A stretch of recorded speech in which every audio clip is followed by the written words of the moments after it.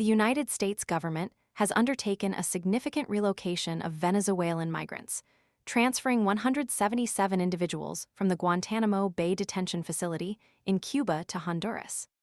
This action, confirmed by U.S. Immigration and Customs Enforcement, ICE, on Thursday, marks a pivotal development in the ongoing debate surrounding the treatment of migrants at the naval base. The Honduran government had previously announced the impending arrival of approximately 170 Venezuelan migrants from the U.S., anticipating their immediate repatriation to Venezuela. A spokesperson from the U.S. Department of Homeland Security corroborated the figure, stating that 177 migrants were deported from Guantanamo Bay on Thursday. This group comprised a diverse population.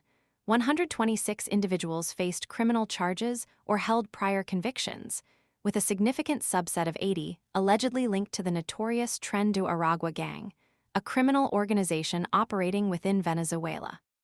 The remaining 51 deportees, according to the spokesperson, possessed no criminal record.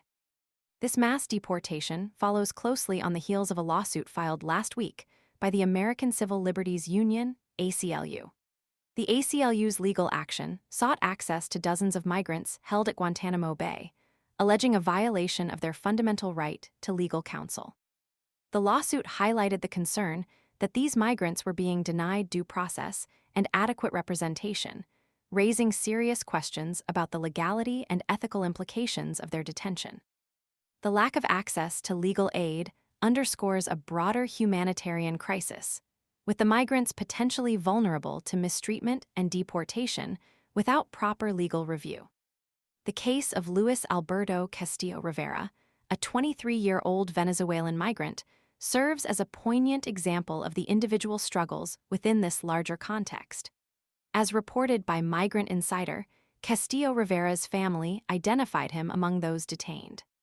His detention began on January 19th, just one day before the inauguration of former President Donald Trump, who famously pledged to return millions and millions of criminal aliens back to the places from which they came. This statement, coupled with the timing of Castillo Rivera's detention, suggests a potential link between the Trump administration's hardline immigration policies and the current situation. Castillo Rivera's sister, Yajira Castillo, vehemently denies her brother's alleged affiliation with the Tren de Aragua gang, asserting his innocence to the Spanish news agency, EFE. Her testimony underscores the potential for misidentification and the inherent risk of relying on unsubstantiated allegations in deportation proceedings. The lack of due process and the potential for wrongful accusations represent grave concerns in this case, and raise questions about the accuracy and fairness of the process leading to these deportations. The deportation of these Venezuelan migrants raises complex legal and ethical questions surrounding the treatment of asylum seekers and the potential for human rights violations. The U.S. government's actions are subject to intense scrutiny, with human rights organizations and legal experts questioning the legality and fairness of the process.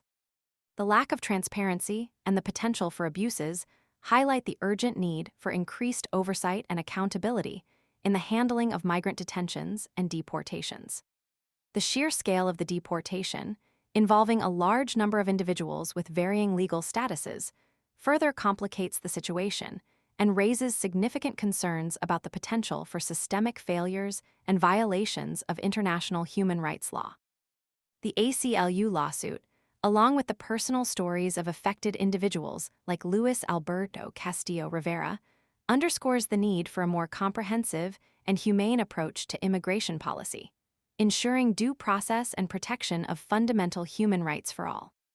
The long-term consequences of these actions remain uncertain, but the immediate impact on the lives of these migrants is undeniable and warrants serious reflection on the ethical responsibilities of the U.S. government in dealing with vulnerable populations.